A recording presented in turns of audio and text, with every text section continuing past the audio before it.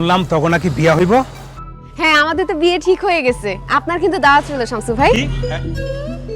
আচ্ছা বিয়া হইব? কে বলছে বিয়ে হইব? বিয়া হইব না। রিফাত কি বলতেছো তুমি এসব? আমি ঠিকই বলতেছি শামসু ভাই, আপনি নিশ্চিন্তে থাকতে পারেন, এই বিয়ে কখনোই হবে না। এই তোমার কি মাথাটা তো ঠিক আছে? কি বলতেছো? আমার মাথা ঠিক আছে, আমার মাথা নষ্ট হয় নাই, মাথা নষ্ট হয়েছে তোমার। শামসু ভাই যেখানে তোমাকে পছন্দ করে, আমি কে? আমি তো চুত্রা পাতা, তাই না ভাইয়া? তুই আমারে কইলি কারো মনে যদি জায়গা পাইতে হয় তার কাছে ভালো মানুষ সাজতে হয়। আমি যদি টুম্পারে সরি বলি তাইলে আমার উপকার হয়, আর টুম্পার মনে আমার প্রতি একটা সফটকর্নার তৈরি হয়।